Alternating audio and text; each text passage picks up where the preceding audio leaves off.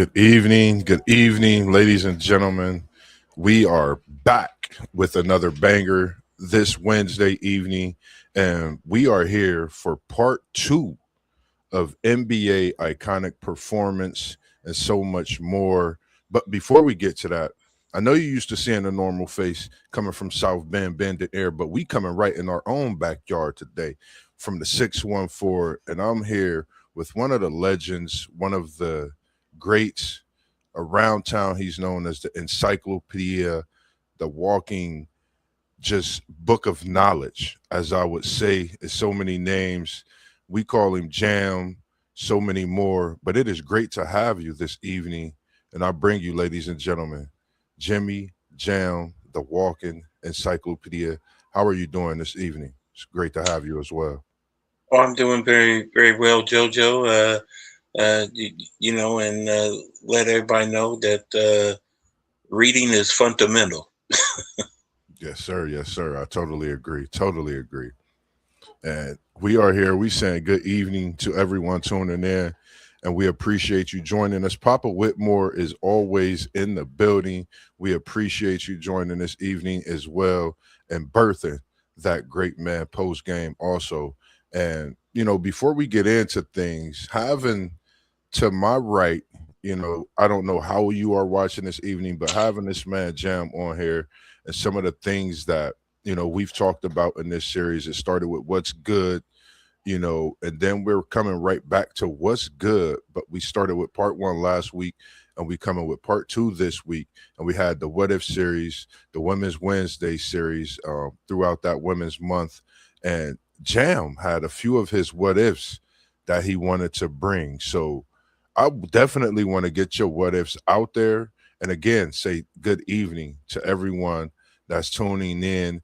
And also, we got blessings to you all, your families and loved ones from the homies here at WTP Sports Dudes as well. And what were those what ifs that you had, Jam, if you don't mind? We're going to get to those what ifs. And then we're going to jump right into some of these performances because I think some of the ones that I have this week are great. And I took it back in time with some of the performances that I had. And then I kept it present with a player and a performance that he had and looking to see what he does tonight as well. One of the young greats, I think, that we are seeing in the NBA, and there's so many others that's spoken about.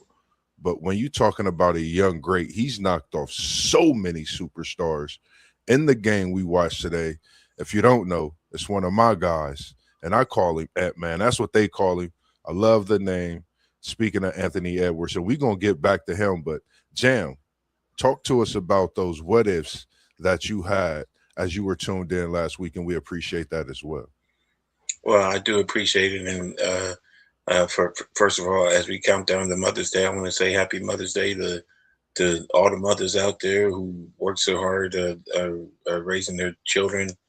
As Tupac would say, you are appreciated. Yes, sir. Now, Yes, sir. uh, uh, one of the one of the what ifs that I posted on your show last week, JoJo, is what if Joel Embiid stayed healthy? Wow. Now, he showed up against Boston and turned out in game seven. Yes, sir. Uh, uh, and even though he was showing fatigue and stiffness, he still ended up with 36 points in a game seven. For his first career game seven in the Boston Garden, and I think the Sixers would have pulled it off that night, even if Jason Tatum was on the floor. Man. Go ahead. Go ahead. Now, I'm listening. Go ahead. now, uh, tonight, Embiid is hurt, so he's not playing in tonight's game against the Knicks. It's one of those big what ifs. What if Joel Embiid stayed healthy? Because JoJo, everybody knows this. When when Joel Embiid's healthy, he's a beast. Yes, sir. Yes, sir. And I think if Joel Embiid had played at least 70 games a season, the 76ers would have won at least a, a, a, a couple of championships under Joel Embiid. Uh, you know, the Knicks. Uh, this is this is their opportunity to take advantage of the fact that they're he's not on the floor tonight. Joel Embiid. We'll see what happens. Uh, but I had to put that out there, and one of the biggest what ifs. Nah, you hit right on point with that what if, because we had WTP Sports News, as you see. It seemed like this hand in hand went with the question at hand. You talk about what if, we talk about iconic performances, and we hear, it's game 2 tonight in the Garden, Philly at New York, and there's no Joel Embiid. So that what if, you talk about NBA iconic performance, and that brings us here to talk about Embiid. Let's do it. For me, I feel like, as post game said, better than Jokic, in my opinion.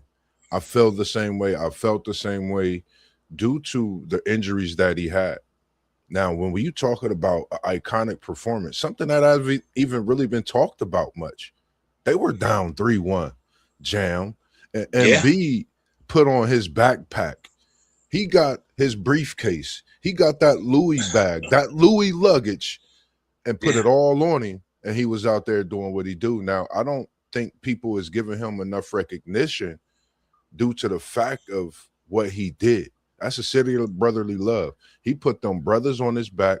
He put that city on the map. And I think when you speak of that, what if, I think you talking about the likes of Wilt, the likes of Kareem, the likes of Bill Russell, the likes of yeah, Shaquille O'Neal, and yeah, Joel Embiid. People forget when he was in high school what he did in high school. He's playing against the little guys, all these things that they said, but he came to Kansas, a blue blood, played 1 year and went to the NBA. You can't ask for more of a player like Joel Embiid. And when you think about the what if he could stay healthy, I think we looking at one of the most dominant big men in this era, along with Jokic, respectively, in this game of basketball. And I'm glad you brought that up. Anything else you want to say on that one? Actually, uh, I do. I would love to see a healthy Joe Embiid in this series, because last time the Sixers played the Knicks, Joel Mm. Embiid scored 35 against the Knicks on one leg, and that's with Carl Anthony Towns on the floor, which would tell me he'll be traded at the end of this season. The Knicks going to bend over backwards to get Giannis. I But agree. uh, on that uh, on that note, I think this is the Knicks. First of all, the Knicks has no excuses. They don't have to face Jason Tatum. They don't have to face Tyrese Halliburton. Uh, uh, you, we know they can beat Cleveland. Uh, whether or not they can beat the Pistons, who actually had their number this regular season, you know that remains to be seen. But I'm gonna. This ain't a prediction. This is a guarantee. If the Knicks don't make it to the NBA Finals, Mike Brown is out of a job. Ooh, big talks. I agree with you on that one as well. I think when you speak on the Knicks and what they've done to build around Brunson, Cat, bringing him over in that blockbuster trade at the time, I think, we looking at 2 games tonight to where, you know, coaches' jobs can be in jeopardy when it pertains to these series. And we gonna get to those Minnesota Timberwolves. But as you talking about the Knicks, this is iconic. This is NBA playoffs we talking about. We can't talk about New York and be talking about iconic NBA playoffs. And I know you might have been up. I know you might have been watching this game, Jam. This is one game, one player who for me, and Willis Reed, I thought was one of the most iconic performances. When we speak on big men that we have been to start, the iconic one-legged coming out, setting the tone for New York, leading them to their first NBA championship. What's your Uh, thoughts on that performance from Willis Reed? What could you tell me a little more about that one? well, uh, I remember that game well. At the time, ABC was the network that aired the NBA Finals. Yes, sir. Uh, and in them days, when the NBA Finals was on a Saturday and Sunday, it was a day game. It was not a night game in them days. But Willis Reed hit uh, those first two shots of the game, and uh, those are the only points he needed because the Knicks was hyped on that day. Wilt Chamberlain showed a little bit of aging at Hmm. that time. Yes, sir. Uh, Jerry West was still Jerry West. Elgin Baylor. Uh, they, but the Knicks was just unstoppable uh, that day. Uh, it was Game 7, and I mean kudos to the Knicks and Willis Reed on that day. Yes, sir. For me, it was exactly what you said and more. When you say a player could come out and defeat a team, when he walked out of that locker room, not to mention, like you said, being a game 7, one of the most back and forth series that if you really think about it during them times, everything that was going on, being in a Big Apple, you talking about New York City, you talking about this championship not just changed the franchise, but it changed the city, and that's at that moment which really made it the Big Apple, the big city bright lights. When you think of that, you think of Willis Reed, and he demoralized with those first few buckets. You talking about a 50-point performance and a 4-point performance that can literally take a team's momentum, franchise, the energy, suck the air out the building. And that's what he did. And, for him to hobble out and do what he did. And like you said, it was at a time where Chamberlain was aging, for him to stand stout and go through that injury just to be the man and be that stout and get out on the court and perform that way. I think that momentum, of course, carried the Knicks throughout that game. I think it was a special feat for me to watch, for the times that I've watched it and even overlooking it just over the past few years and today again as I did. And, for the Garden, there's many iconic moments. And, I'm going to go a few decades ahead, and I'm going to go to the 1999 New York Madison Square Garden, the LJ game, the 4-point play, where Allen Houston, the Spreewell, was the first two options. Larry Johnson being the third, fourth, not even an option. But Marcus Camby said, "You are the option," knowing the circumstances, situations, what Larry Johnson went through in his career. Being from it goes all the way back to UNLV days, being undefeated. Coming in, Grandma Ma, being this gold tooth, different type of specimen that changed things when he came into the league. I really enjoy watching Larry play. Something special. Grandma Ma was something, and to this iconic performance. What's your thoughts on the game? How it changed then? Because for me, it was the biggest Well, thing since Patrick Ewing. it changed. It definitely changed Larry Johnson because he was considered a bust in Charlotte, and for him to hit that that game tying uh, three 3-point shot that turned into a 4-point play to put the Knicks ahead. It was very iconic, when people mention Larry Johnson and the Running Rebels, JoJo, uh, here's a note that always gets left out of UNLV winning the national championship. UNLV is the only school in NCAA history ever to put up 100 points in the NCAA championship game. Mm. When they scored 103 over Duke, they won in 1990, 103 to 73. Yep. Uh, so Watching the highlights of that game was insane. To yeah, see, that type of team going against a Coach K, running up and down the floor. You seeing the Duke, you used to seeing the Duke team do the things yeah, that was getting done to them.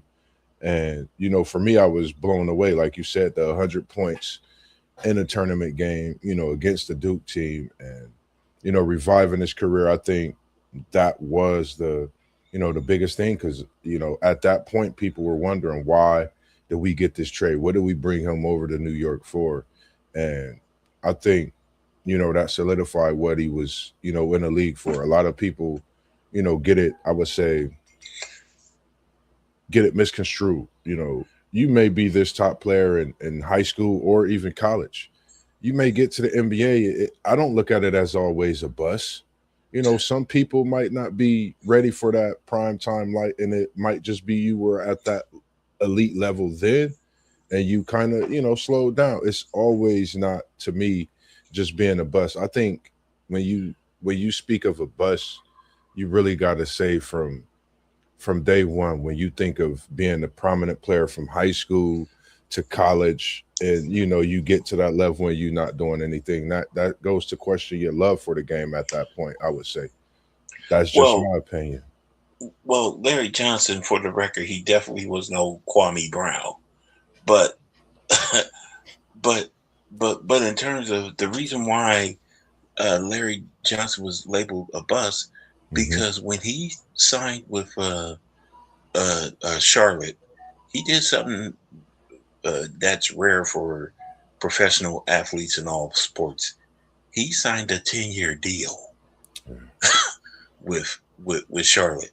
Yeah, If you sign a 10-year deal and you don't play all 10 seasons with that team, that is considered a bust. yeah, Not unless you get an NBA a championship, and uh, even in his uh, Charlotte, they they they were a good team with him and Lonzo Mourning and uh, Muggsy Bogues, but I wouldn't consider them a great team, considering that they was always getting swept by Jordan. Uh, uh, the Hornets and Knicks getting into fist fights and yeah. all that type of stuff. I feel that they didn't play a a lot of smart basketball. And as good of a player Muggsy Bugs was, he was no match to Jordan by any means. Jordan embarrassed him, uh, and speaking of Jordan, he beats Willis Reed, I think, in what you call the iconic overcome something. Because in Game 6 of the Utah Jazz, he had a temperature of over 100. Yeah, He had the flu and still win the game winning shot. So, but getting back to to Grandmama and all that, Larry Johnson, he was a decent player, and yes, uh he took advantage. I think the Knicks really could have beat the Spurs if Patrick Ewing was on the floor, which led to my other what if Wednesday last week. What if both Patrick Ewing and Bernard King was healthy at the same time. Because when in the 2 years they were teammates, they never played together on the court. In the 1985-86 season, Ewing's rookie season, he dealt with injuries, and Bernard King actually missed the rest of the season, missed the whole season. And then Ewing's second season, he got hurt again. But by the time Ewing got hurt again, we finally saw Bernard King on the floor one last time in a Knicks uniform before being traded to the then Washington Bullets. Yep. And when you speak on that, in the 80s, because if you think about that, at that time, Magic and Kareem became the 1-2 punch, that big man punch. We was not blessed to see a King to Ewing, Patrick to Bernard, Bernard to Patrick. I mean, it's so many combinations you could put together. You talking about a Shaq and Kobe, rest in peace type. You think of these type of things when you think of Bernard King and you think of Patrick Ewing, two players that had changed that franchise and when they came in and what they were brought in to do, but just we wasn't able to see the greatness together on the floor at the same time. People just, don't understand what and how far the game of basketball has come, when you talk about the likes of a Ewing and Bernard King. If you don't know who they are, trust me, go watch the footage. Talking about two specimens and that work great in their craft. Patrick Ewing, a big man, I think people forget about, who played at Georgetown with Mutombo, Morney. You talking about Thompson, legendary coach. When they went to get that kid from when he was in high school in another country. All these different things people don't know to you. Mutombo, I mean, but the history, even when they went to get Ewing as well, seeing him and what he brought to, Georgetown and coming to New York. So it's just so many different things that I think people fail to realize until you go do, a little bit of knowledge and maybe look at a few games so that you can see the difference in how it was played then, how it's played now, and the effect that they could have in even today's game. Anything else on Bernard and Ewing? Actually, yeah. But man, you want to talk about the biggest what ifs? I felt if both Bernard and Ewing was healthy, they would have they would have defeated both the Bulls and the Pistons. Mm-hmm. Back in the back in the 1980s. Mm-hmm. I mean, we but again, it's sad that injuries can always hurt a person's career, and like for instance, in 1999, Mm-hmm. when Sprewell and Larry Johnson took the Knicks to the finals, Ewing didn't play in the finals against the Spurs, so because he was hurt. We both know that a healthy Patrick Ewing would have definitely gave David Robinson and Tim Duncan pure hell. Agree. Now, for me, when, just thinking about some of the performance I thought about today, I had a couple with Philly, questions when it came to Joel Embiid. I threw Larry Johnson out there, and I'm glad those what ifs. So that was another reason that I slid, New York in with a couple of those. Now I'm going to take you back to the bubble days, just a few years back, COVID, bubble, whatever you call it. But that man that's not playing in the playoffs right now, Luka versus the Clippers, 2020, 43 points, 17 rebounds, 13 assists, triple dub, as we call it, in a game-winning step back in iconic fashion. What's your thoughts on Luka Doncic in this blazing performance? 17 rebounds blew my mind, but some of those were coast to coast on part of that 43, even catching a rebound and dropping off an assist on the way to that 43. But the step back Bobby Jack for the winner was what got my attention and put him right at that 43 threshold for the evening. What's your thoughts on this and Luca himself? Well, Luka Doncic, he did pull up a great performance. Uh, but I wish he were doing this right now with my Lakers.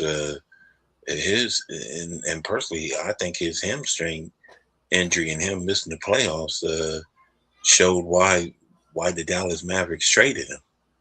Uh, uh, you, the NBA is impatient now.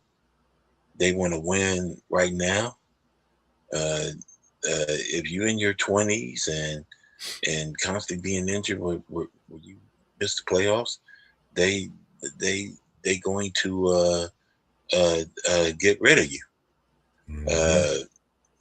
Case in point, the Knicks they send what's his name to the Timberwolves.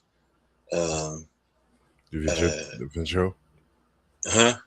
The Vincenzo? The Vince? The guy that played at Kentucky. He was with he started off with my Lakers, then traded to the Knicks. But he plays for the Timberwolves now. Anyway, he played with the Knicks, but when his injuries missed 2 straight playoffs, the Knicks traded him to the Timberwolves. Julius Randle. Oh, yes, Julius Randle. That's but getting back to Luka, he had a great playoff performance, supporting cast. You want to talk about another what if? I mean, what if Kyrie had been able to? We're gonna stay on the iconic performance, Joe. I'm gonna say, I'm gonna say the what if for him. But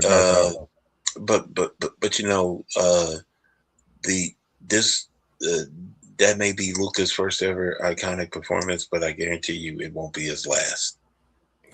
I agree. He's going to have more. Yeah, definitely. I think I just wish we could see him right now in a series, especially like this one. Definitely, I feel the same way you feel playing against the OKC team. I think seeing him and LeBron on the same court right now, I think that would be iconic in itself, knowing the possibilities of the performances that they could display. That would definitely be special. Yeah. That definitely would be special. Unfortunately, but because of Luka's injury, LeBron doesn't want to, but he's forced to be the first option. Guaranteed. Scoring option. Yes, we know he's still great at 41. I strongly advise Luka Doncic to work with the same personal trainer that LeBron has. Working with. Yes, exactly. I agree. And then for me, ladies and gentlemen, we got Jam. And when I say Jam got so many what ifs, Jam, we're going to double back. And I'm going to text you once this weekend is up, and we're going to bring that back because I know we could go on and on about what if. And I'm going to come to you because I think we could put something together special to bring them the greatest what if show. I think that'll put us, we'll be at part 6 on the what if. So I definitely will be messaging you, once we finish this show throughout the rest of the weekend, so we could put that together because I would love to have you featured on that what if when I do that next edition, because I'm going to just throw some players out there, and I know you already have that what if, and we gonna go back and forth and get a people something different on the cook up, featuring like a conversation with Mossberg. It's gonna be with Jimmy Jam on the what if part six. It's gonna be something special, and I think it's only right to have it because of what your knowledge brings and the different things that we really hit on base with in our mindset as well. For sure. And one of the guys I think, for me, I've watched him change the game. I'm sure you know who this young man is. And when he went to the Celtics, went against the Celtics on the way to a fourth ring, people forget about the performance that he displayed. I'm talking about Steph Curry, 43 points, just like Luka, not the triple double, but on his en route to a fourth ring, game four against the Celtics. 43 points, 10 rebounds, 4 assists. And we know the way he shoots is like a sniper. He unloaded a cannon, but he was moving around, not just the perimeter, but getting to the bucket, laying the ball up, shooting the floater. Steph Curry's changed the game, and we're here talking about an iconic performance from about 4 years ago. What's your thoughts on this one, Jam? Well, first of all, I did see that game where Steph Curry scored 43 points. As Stephen A. Smith said, uh, Steph Curry is the greatest shooter ever. Yes. The greatest shooter ever. And, in fact, Steph Curry shoots so great. The execs of the NBA is already talking about getting rid of the 3-point line. It's crazy work, man. When you Yeah. shoot that good to make it go back to where it all began, man. It's crazy work. Yeah. So, but relax, fans. They ain't getting rid of the 3-point shot. Nah. It's gotten too, big.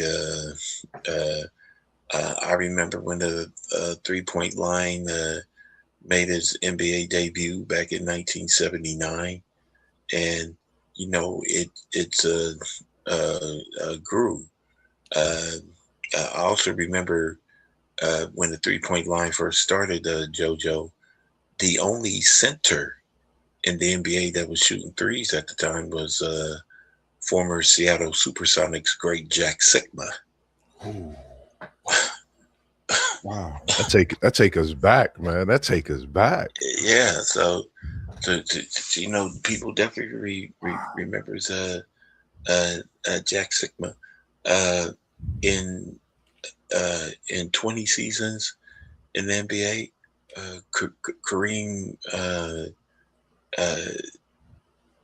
shot a 3-pointer only one time, and it went in. And now everybody's shooting the three from the size of, if you 7 feet, it's normal to see you shoot a three, which is crazy nowadays. And even when I play on a video game, it's like, you got 6'11" and 7-footers shooting three. So it kind of it's something, man. It's a special thing, man. Watching Steph Curry. Yeah. Steph Curry, he's the greatest shooter of all time. He's a shoe-in for the Hall of Fame. And it's always special when you win NBA Finals MVP against the Boston Celtics, with both Jason Tatum and Jaylen Brown. Yes,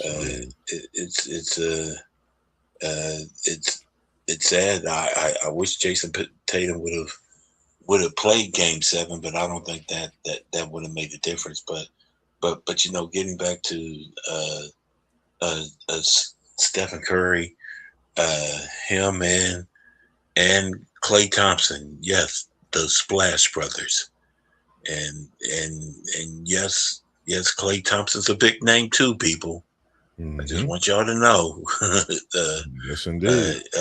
Klay, for all the talk about no one knew who Klay Thompson was before Megan Thee Stallion, let me tell y'all that's a lie. We all know who Klay Thompson was. I'm one of the people, JoJo, who remembers his father, Michael Thompson, Mm-hmm. the All American with the Golden Gophers. Started his career off in Portland, and then won back-to-back titles with Magic Johnson and the Lakers. So Yeah. I definitely we all know who who Klay Thompson was. Him and Steph Curry they complemented it each other, and I think if it wasn't for the injuries of Klay Thompson, that he still be in the Golden State uniform, splashing with his brother Steph. Yeah, I agree. And for this one, I kept a few of them in here, like, because with your what ifs, I agree. I appreciate you having those in, and I'm a bring this last one in, and when I speak on this player, this is one of I like this kid, man, this young guy, this young future Hall of Famer. Like I like Michael Jordan, Jam, and that's a lot when you speaking of likes of the GOAT. You know, Yeah, this is my guy, man. Anthony Edwards.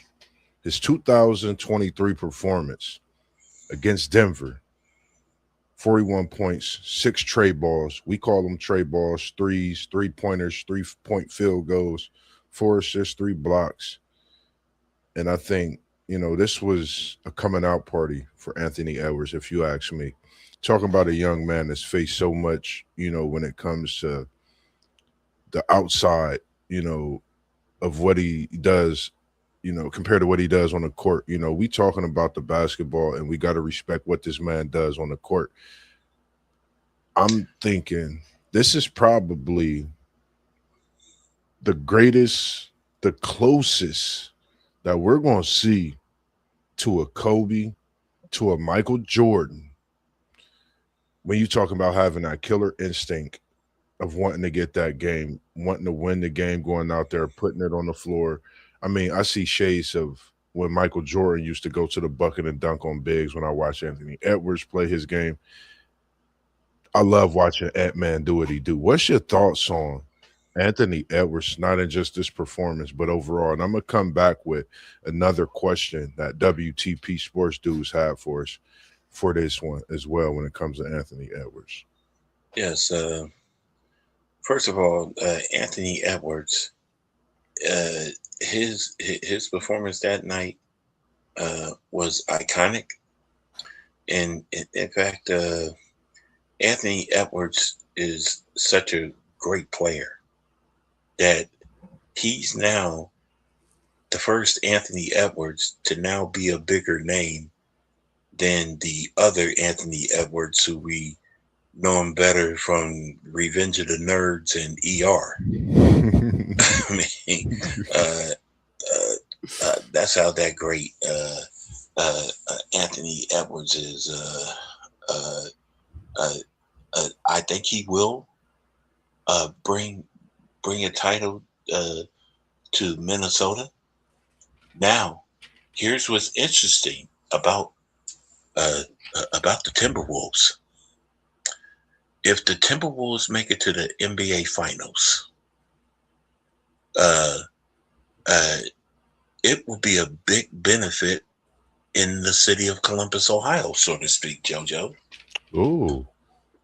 Yes, because if the Timberwolves make it to the NBA Finals, it will be the first time since Chris Gent back in 1995 with the Rockets that a former OSU Buckeye will play in the NBA Finals. Wow.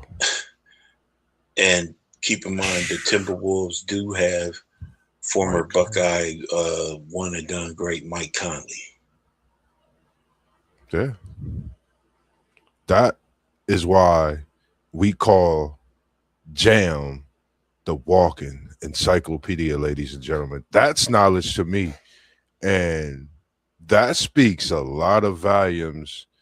And just think of how many greats we've seen at the Ohio State University. When it comes to the basketball and to not get to that NBA Finals. You're talking about Michael Redd, Yeah.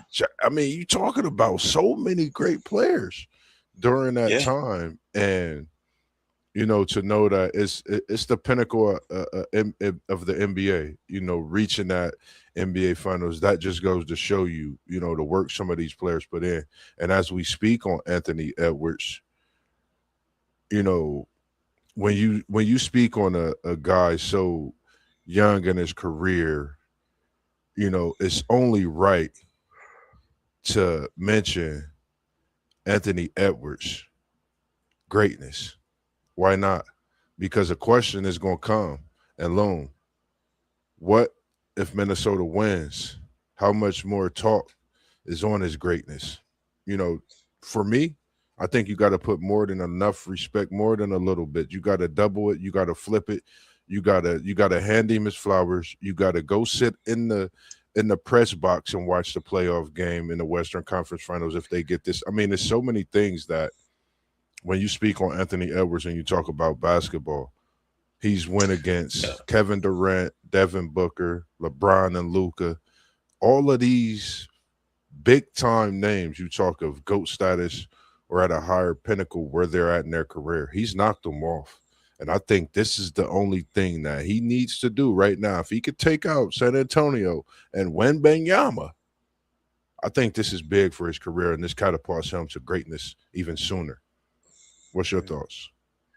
Well, well, not only will it be big on on Anthony Edwards, uh, and here's a key, a real key to any team winning a national championship to to or in this case win the NBA finals. Hmm. Uh, we know players, we know the superstars are going to step up, but the question is who can do the unusual? Yep. Like can Rudy Gobert average a double double? Man, if he can score 20 points and 20 rebounds, man, Minnesota has it on lock because we know what Yeah, Anthony Edwards is going to do. I Uh, agree.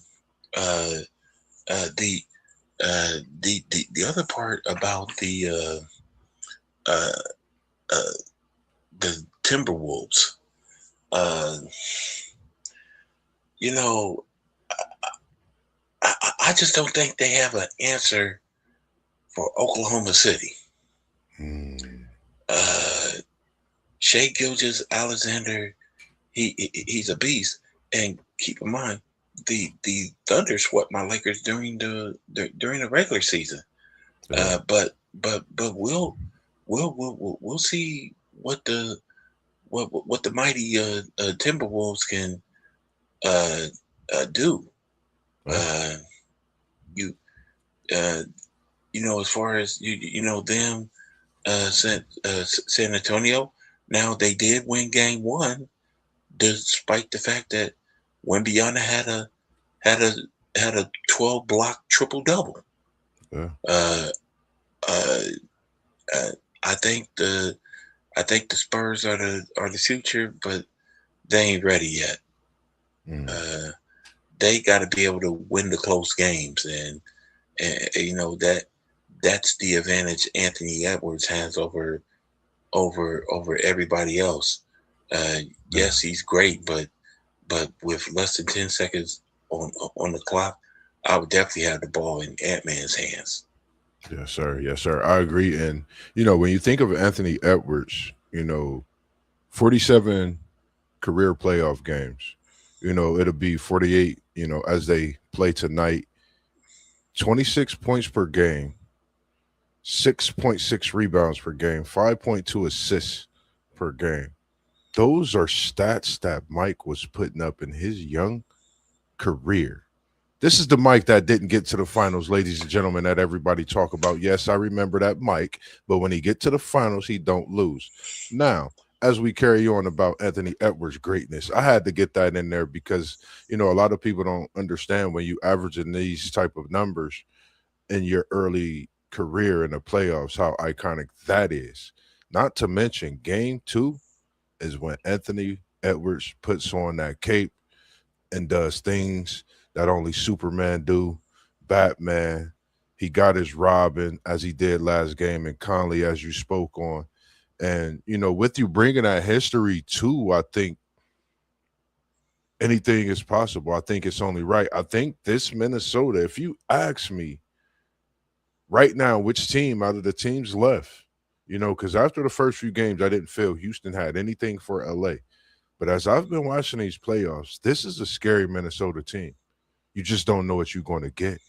And if you got Anthony Edwards, you got a McDaniels, you got a Mike Conley, that's a three-headed monster with a defender down low that could really be stout. Like you said, 2020, anything's possible in these NBA playoffs as we sit here talking about iconic performances.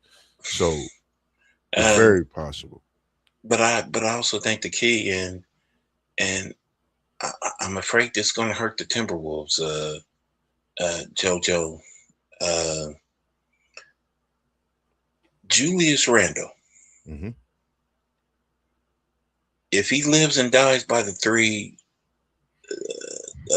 Timberwolves ain't got a shot. But if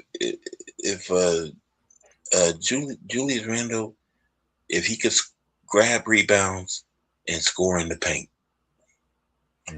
that would be a bigger help to Anthony Edwards as to him constantly shooting threes, because he definitely misses threes more than he makes them.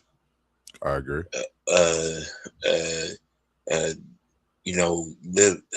don't like it when teams live and die by the three. That's how that's why the Boston Celtics are eliminated now. They didn't hit their threes. I also think that when I get it. People shoot too many threes, but I believe you still gotta score in the paint. I'm not saying Rudy Gobert has to have a 30-point night, but he has at least 3 or 4 alley-oop dunks. Yeah, I agree. Totally which he's capable of doing. Now, Gobert, he will grab. He is the type of player that will grab 15, 20 rebounds on any given night, which is also a major help for the Ant-Man. I agree. And just thinking about, as we speaking on these games, I had the sheet down. You got the Knicks up 1-0 in this series right now, and they got game 2 that's currently going on right now. That started that third quarter. Third quarter is kind of moving. Then you got that game 2 with Minnesota and San Antonio tonight. Who's your pick in this New York versus Philly matchup, game 2 tonight?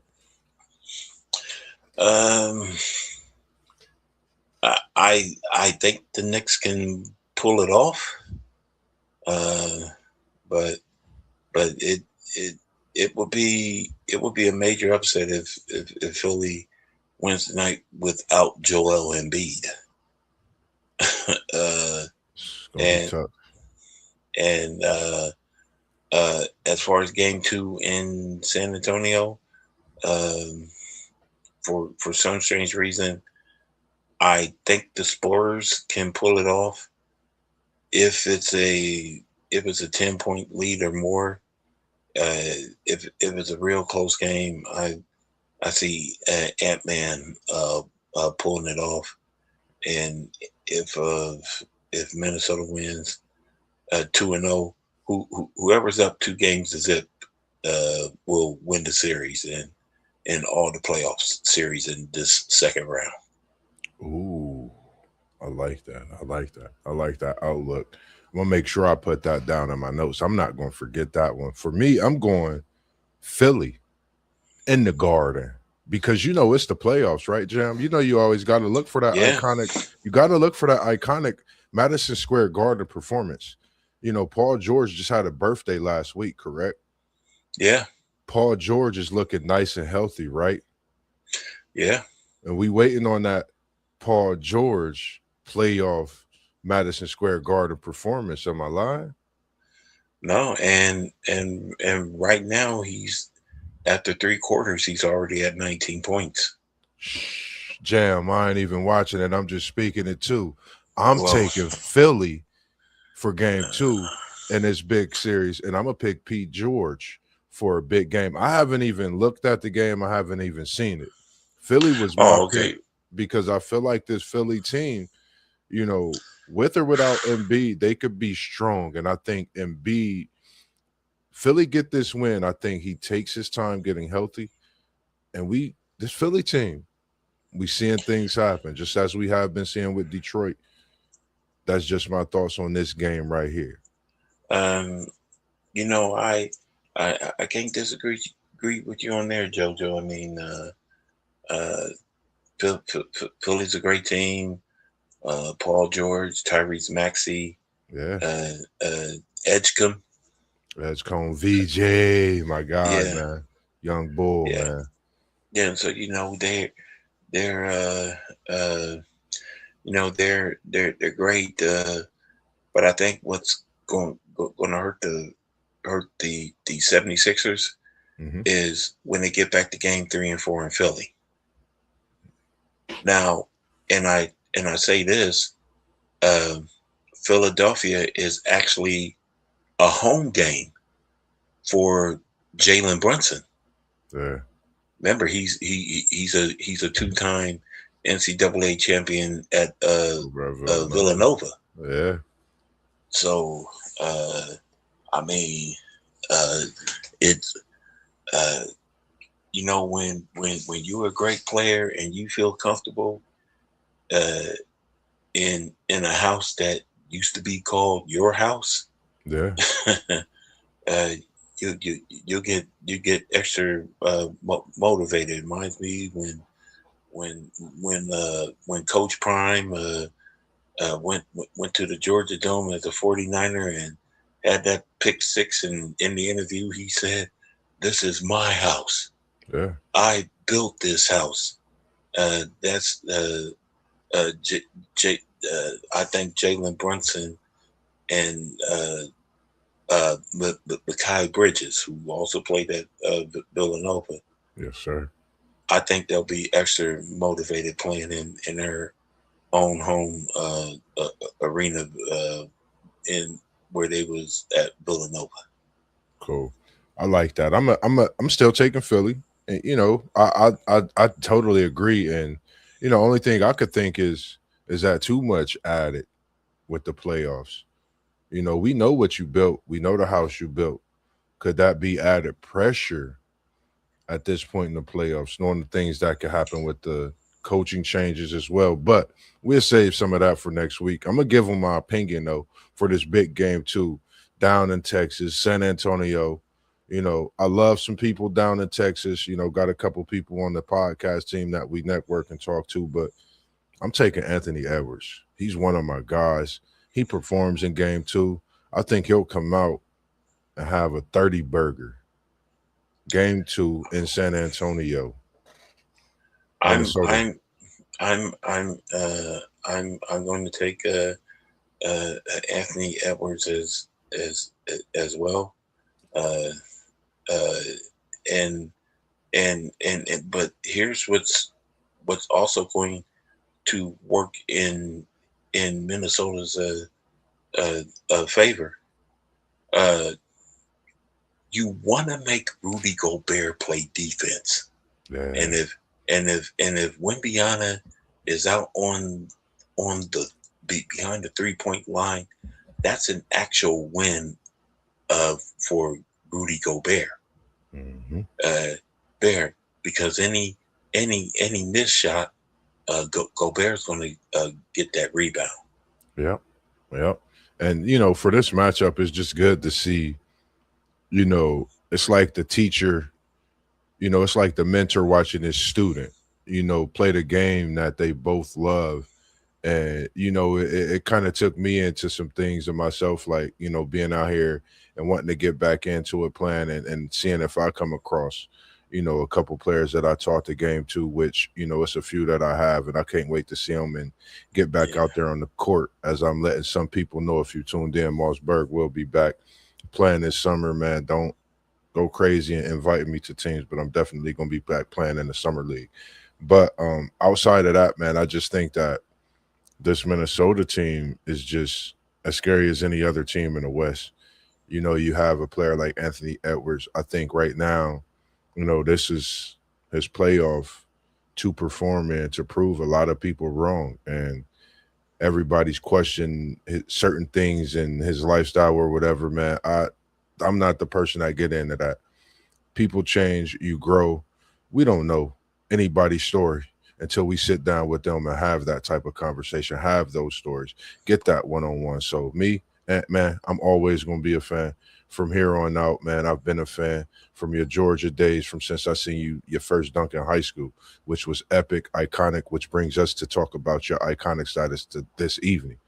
And I hope you leave me with the iconic performance in another game too this evening down in Texas, going against those San Antonio Spurs. Anything you got to say, Jam, before we get out of here this evening for the people? And from me to you, man, I just greatly appreciate you being here this evening and joining me for another episode and bringing your what if thoughts in as well.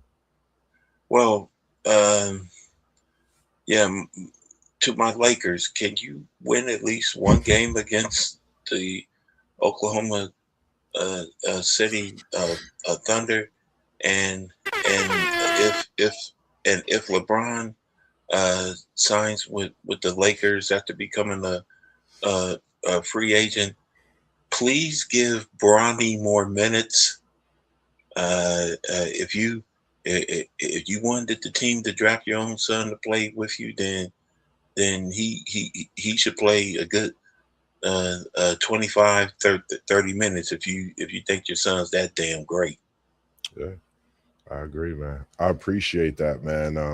For me, man, just I know I told people I had the conversation with Mr. Von Zell coming, former champ on a boxing scene. But for me, I am working on getting that right interview as far as in the way I want to come at you with it, the angles. I don't want to bring you an interview that's not worth bringing you when it comes to the standards of what I'm bringing you, whether it's that the way I want to move in the camera and everything I'm doing. I just want to bring you the best interview that we can bring you when it comes to that, because I don't want to let him down in the iconic status, the legendary status that he has. And, seeing him every day that I've seen him, and I'm talking about Mr. Vonzel Johnson, is just, a great thing. We never know who we come across, in our daily life, man. But it's just a great thing when I see him. Go ahead. Vonzel Johnson, he is a great brother. We're me and him are tight. He even saw my national TV debut 10 years ago when I was on a daytime talk show. So yes, sir. Yes, sir. I would love to be in the studio with you and Vonzel Johnson. Yes, sir. We gonna get that set up. I've been speaking to him throughout the week. Every week I speak to him to let him know I just want to make sure that I'm not letting him down. And when I bring him to the people, because for me that's something special. Growing up and watching what he do, and to see him still training some of the greatest fighters in the world is special. I remember when he asked me if I wanted to step in the ring and be a fighter. At the time I was so indulged in basketball, and that's something still that tickles me and my hairs jump on the back of my neck, because I think that I should still to this day have went and been a boxer, man. Growing up in the Windsor Terrace of what we do, I never stopped thinking about that when he asked me about that. But it's only so much more to come when it comes to that. I could ramble all day, but for me, man, from me to the people, man, I greatly appreciate everyone that's tuned in this evening. Everyone that's been rocking with your boy Mossberg of Level Up Sports 10, man, from day one. We got some special things coming tomorrow. We got your man post game. He gonna be bending air from South Bend in the Midwest, straight from Indiana, and we don't want to tell you what he's bringing. You just make sure you got your notifications on, make sure they ringing, so when that bell comes, it's gonna chime to your phone, your notifications, and you'll know what we talking about tomorrow evening. And I will be appearing for some special talks for him tomorrow evening as well, and to bring you something that you don't know, the people don't know. It's something special, something legendary, and it's just glad to have him a part of the team as we, come up into, this thing that I'll speak on tomorrow as well. But outside of that, man, me, myself personally, I just greatly appreciate, like I said, everybody that's been tuning in the beginning of what's to come from Mossberg here at Level Up Sports. And if it's you out there, if you're an athlete, if you're a parent that has an athlete, if you're watching this and if you're tuning in, you might be part of Houday Nation. You might be a part of Florida State Nation. Whatever nation you're a part of, holla at your boy Mossberg. We can get a conversation. We could talk about your team. We could bring you in for that interview as well. And as we got Jam in the building, we appreciate you this evening with all that great almanac, encyclopedia, the history, even indulge into those what if questions. And we're going to be bringing part 6 to you next month as well. And we're going to title that all up and try to get it in a certain way also. But other than that, man, as we always do for the people, we tell them, we hit them with the peace sign, because we out of here this evening. And we appreciate y'all joining. And I appreciate you again as well, Mr. Jam. All right. Thank you very much. We out, man. Have a good evening.